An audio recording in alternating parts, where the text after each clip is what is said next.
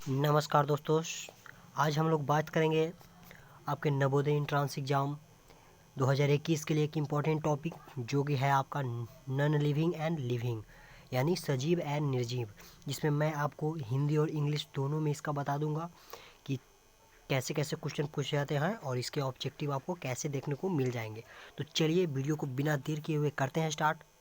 Video को start करने से पहले अगर आप इस चैनल पे नए हैं तो इस चैनल को सब्सक्राइब कर दें और साथ में बेल आइकन को प्रेस कर दें। तो चलिए वीडियो को स्टार्ट करते हैं। सबसे जो पहला एक क्वेश्चन है यहाँ पे हमारा कह रहा है समान प्रकार की कोशिकाओं जो समान कार्य संपन्न करती है कहलाते हैं। तो वो हमारा क्या कहलाते हैं? उत्तक कहलाते हैं। ठीक है दोस्तों। और जो कोशिका होता है वो कोशिका क्या है? मानव शरीर की सबसे आधारभूत इकाई है यानी आधारभूत इकाई, संरचनात्मक एवं क्रियात्मक इकाई है क्या? कोशिका। और कोशिका की खोज किसने किया था? तो रॉबर्ट हुक ने 1665 ईस्वी में किया था। तो चलिए अगला क्वेश्चन हम लोग देख लेते हैं।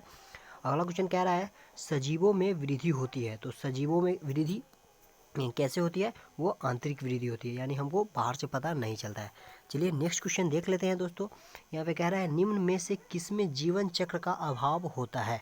तो ऑप्शन आपका ए करेक्ट हो जाएगा यानी निर्जीव। निर्जीव में जीवन चक्र नहीं होता है। ठीक है दोस्तों। चलिए नेक्स्ट क्वेश्चन यहाँ पे देख लेते हैं। और चौथा क्वेश्चन है हमारा अपने जैसी संपत्ति उत्पन्न करने की प्रक्रिया कहलाती है। तो ये क्या कहलाती है? तो ऑप्शन यहाँ है सी करेक्ट हो जाएगा यानी जनन कहलाती है। ठीक है दोस्तों। चलिए अब अगला क्वेश्चन देख लेते हैं। और पांचवा क्वेश्चन है आपका सजीव यह उत्पन्न करने के लिए श्वसन करते हैं यानी क्या उत्पन्न करने के लिए श्वसन करते हैं? तो इसका ऑप्शन बी मतलब करेक्ट हो जाएगा यानी भोजन के विघटन द्वारा ऊर्जा उत्पन्न करने के लिए करते हैं। मेन रूप से एनर्जी उत्पन्न करने के लिए जो होता है लिविंग थिंग्स क्या करते हैं? वो श्वसन करते हैं, ब्रीथिंग करते हैं। ठीक है दोस्तों। चलिए नेक्स्ट क्वेश्चन देख लेते हैं। यहाँ पे कह रहा है किस प्रक्रिया द्वारा जीवनधारी अपने शरीर के अपशिष्ट पदार्थों को बाहर निकालते हैं? तो वो क्या होता है? उत्सर्जन के द्वारा होता है। ठीक है दोस्तों। चलिए अब अगला क्वेश्चन देख लेते हैं। नेक्स्ट क्वेश्चन यहाँ पे कह रहा है जीवनधारियों का अभिलाक्षणिक गुण है यानी जीवन जो धारी है यानी जो लिविंग थिंग्स है उसका जो अभिलाक्षणिक गुण क्या है यानी इसका प्रॉपर्टी क्या है? तो इसका ऑप्शन डी करेक्ट हो जाएगा यानी ये सभी संघानात्मक स्तर, उत्सर्जन और श्वसन यानी ये सभी करते हैं। ठीक है दोस्तों। चलिए नेक्स्ट क्वेश्चन देख लेते हैं। और आठवां क्वेश्चन है हमारा कह रहा है जीवधारियों में वृद्धि किस प्रकार निर्जीवों में होने वाली वृद्धि से भिन्न है?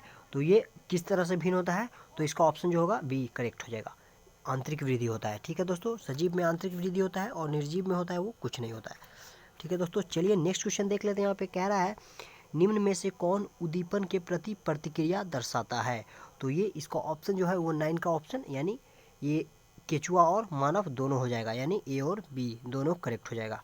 ठीक है दोस्तों। चलिए नेक्स्ट क्वेश्चन देख लेते हैं। यहाँ पे कह रहा है कौन गति दर्शाता है यानी इसमें से कौन है जो गति दर्शाता है? तो वो क्या होता है? 10 का ऑप्शन ए करेक्ट हो जाएगा यानी अमीबा ही केवल इसमें लिविंग थिंग्स है यानी सजीव है और ये सभी है जो निर्जीव है। तो ये नॉन लिविंग थिंग्स है तो ये गति नहीं दर्शाता है। ठीक है दोस्तों। चलिए नेक्स्ट क्वेश्चन देखते हैं। यहाँ पे 11 क्वेश्चन कर रहा है कोशिका शब्द का प्रतिपादन किसने किया था? तो वो रॉबर्ट हुक ने किया था। ठीक है दोस्तों। चलिए नेक्स्ट क्वेश्चन देख लेते हैं। कह रहा है जीवाणु की सूक्ष्मतम इकाई है। तो कह रहा है जीवन की सूक्ष्मतम इकाई है तो वो क्या है? वो कोशिका है। ठीक है दोस्तों। नेक्स्ट क्वेश्चन देखते हैं। नेक्स्ट क्वेश्चन है हमारा निम्न में से कौन अपना आकार बदल सकता है? तो वो कौन बदल सकता है? वो अमीबा बदल सकता है। ठीक है दोस्तों। चलिए नेक्स्ट क्वेश्चन देख लेते हैं। नेक्स्ट क्वेश्चन कह रहा है सबसे बड़ी ज्ञात कोशिका है तो वो तंत्रिका कोशिका जो मानव शरीर में सबसे बड़ी कोशिका है वो तंत्रिका कोशिका है, लेकिन सबसे बड़ी जो मतलब ज्ञात है वो शुतुरमुर्ग का अंडा है, वो सबसे बड़ा कोशिका होता है। और एक क्वेश्चन मैं आपको इसमें बता दूं कि जो शुतुरमुर्ग है वो सबसे बड़ा पक्षी भी होता है। ठीक है दोस्तों। चलिए नेक्स्ट क्वेश्चन देख लेते हैं। नेक्स्ट क्वेश्चन कह रहा है सबसे छोटी कोशिका होती है। तो सबसे छोटी कोशिका किसकी होती है? तो वो आपका किसका होता है? पीपीएलओ का होता है। ठीक है दोस्तों। ये क्वेश्चन उतना इंपॉर्टेंट नहीं है क्योंकि और सबसे छोटी कोशिका का आकार कितना होता है? 0.1 गुने 0.3 माइक्रोमीटर ये होता है, छोटी कोशिका का आकार होता है। ठीक है दोस्तों। चलिए नेक्स्ट क्वेश्चन यहाँ पे देख लेते हैं हम लोग। कह रहा है सबसे लंबी जंतु कोशिका होती है। तो सबसे लंबी जंतु कोशिका कौन होती है? तो वो तंत्रिका कोशिका होती है। ठीक है दोस्तों। क्योंकि ये जीवन में है और ऐसे पूछेगा सबसे ज्ञात है तो वो क्या हो जाएगा? शुतुरमुर्ग का अंडा। ठीक है दोस्तों। चलिए नेक्स्ट क्वेश्चन देख लेते हैं। यहाँ पे कह रहा है सबसे बड़ा एक कोशिकीय पादप है, यानी सबसे बड़ा एक कोशिकीय पादप कौन है, तो वो एसिटेबुलेरिया है, यानी ये है सबसे बड़ा एक कोशिकीय पादप। और सबसे बड़ा एक कोशिकीय अगर कहेगा जंतु तो वो होता है शुतुरमुर्ग का अंडा। ठीक है दोस्तों, चलिए नेक्स्ट क्वेश्चन देख लेते हैं। सूक्ष्मतम मानव कोशिका है, मानव कोशिका सूक्ष्मतम कौन है, तो वो हो जाएगा आपका ऑप्शन यानी लाल रक्त कोशिका यानी आरबीसी।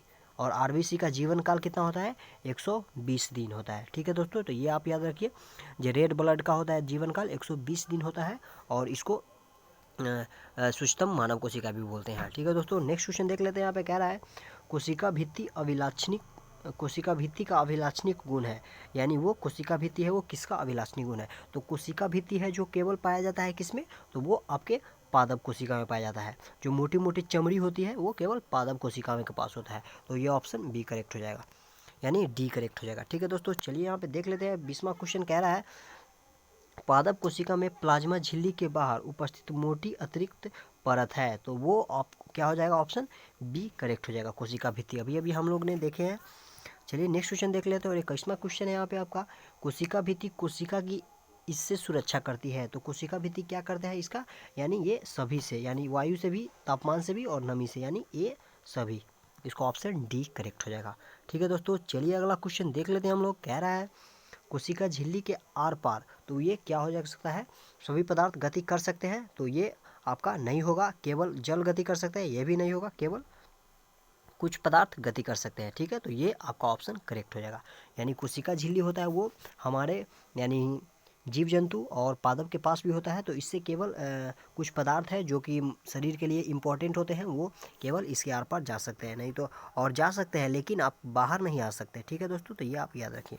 चलिए नेक्स्ट क्वेश्चन देख लेते। कह रहा है वह झिल्ली जो कोशिका को एक दूसरे से और उसके चारों ओर उपस्थित माध्यम से पृथक करती है, यानी वह झिल्ली, तो वो कौन सा झिल्ली हो जाएगा, वो आपका ऑप्शन में जो यहाँ पे 23 का बी करेक्ट हो जाएगा, कोशिका झिल्ली होता है। ठीक है दोस्तों, चलिए नेक्स्ट क्वेश्चन देख लेते हैं। नेक्स्ट क्वेश्चन कह रहा है कोशिका झिल्ली तथा केंद्रक के मध्य उपस्थित जैली सदृश क्या है, तो इसका जो है ऑप्शन कौन सा करेक्ट हो जाएगा, वो ऑप्शन ए करेक्ट हो जाएगा, कोशिका द्रव। और कोशिका द्रव को क्या बोलते हैं, प्रोटोप्लाज्म बोलते हैं। ठीक है दोस्तों, प्रोटोप्लाज्म होते हैं, और जिसका खोज किसने किया था, तो पुरकिंजे नामक वैज्ञानिक ने किया था।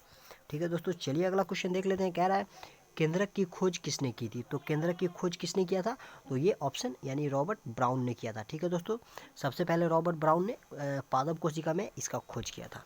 ठीक है दोस्तों, और लीवन हॉक है इसमें, जो ल्यूवेन हैक नाम है वो जीवाणु के खोज किए थे। ठीक है दोस्तों, तो जीवाणु के खोज किए थे। चलिए नेक्स्ट क्वेश्चन देख लेते हैं। कह रहा है केंद्रक में पाया जाता है, तो केंद्रक में क्या पाया जाता है, तो केंद्रक में केंद्रिका द्रव यानी केंद्रक द्रव्य भी पाया जाता है, केंद्रिका भी पाया जाता है, और क्रोमेटिन जालिका भी पाया जाता है, तो यानी ऑप्शन डी करेक्ट होएगा, ये सभी पाए जाते हैं। ठीक है दोस्तों, चलिए नेक्स्ट क्वेश्चन देख लेते हैं। और 27वां क्वेश्चन यहाँ पे कह रहा है निम्न में से किसे कोशिका का नियंत्रण केंद्र कहा जाता है, तो इसका ऑप्शन या क्या करेक्ट हो जाएगा, 27 का ऑप्शन बी यानी क्रोमेटिन जालिका कहा जाता है, यानी कोशिका का नियंत्रण केंद्र कहलाता है क्रोमेटिन, क्रोमेटिन केंद्र बोल जाए उसको, क्रोमेटिन जालिका भी बोलते हैं। ठीक है दोस्तों, चलिए 28वां जो क्वेश्चन है यहाँ पे कह रहा है आपका गुणसूत्र पर उपस्थित मोटी सदृश संरचना है, तो गुणसूत्र पर उपस्थित मोटी सदृश संरचना होता है वो आपका क्या हो जाएगा, तो वो जीन्स होते हैं। ठीक है दोस्तों, यानी जीन्स को ही बड़ा रूप यानी डीएनए डिऑक्सीराइबोस न्यूक्लिक अम्ल होता है, उसी का जो सूक्ष्म रूप होता है वो जीन होता है। ठीक है दोस्तों, चलिए नेक्स्ट क्वेश्चन देख लेते हैं। वंशागति की इकाई होती है, तो ये किसकी इकाई होता है, वो गुणसूत्र का इकाई होता है, जिसको हम लोग जीन बोलते हैं। ठीक है दोस्तों, और गुणसूत्र या क्रोमोसोम उसी को बोलते हैं। ठीक है दोस्तों, चलिए अगला और क्वेश्चन देखते हैं। और जो आपका नेक्स्ट है, ये जो लास्ट क्वेश्चन है, इस क्वेश्चन के बाद आपका जो ये non living and living things है वो आपका पूरा एकदम कंप्लीट हो गया होगा, उम्मीद करता हूँ। तो चलिए इस लास्ट क्वेश्चन को देख लेते हैं। बड़ी स्पष्ट तथा अस्थायी रिक्तिकाएं पाई जाती है, तो ये इसका ऑप्शन जो होगा वो पादप कोशिका में पाया जाता है। ठीक है दोस्तों, तो इस तरह से मैंने आपको यहाँ पे नॉन लिविंग और लिविंग थिंग्स से रिलेटेड मोस्ट इम्पॉर्टेंट क्वेश्चन जो आपके एग्ज़ाम के पॉइंट ऑफ व्यू से काफ़ी इम्पॉर्टेंट है वो मैंने आपको इसका करा दिया है। अगर आप इस वीडियो को 2 बार देखते हैं तो आपका पूरा नॉन लिविंग और लिविंग चैप्टर है वो आपका कंप्लीट हो जाएगा।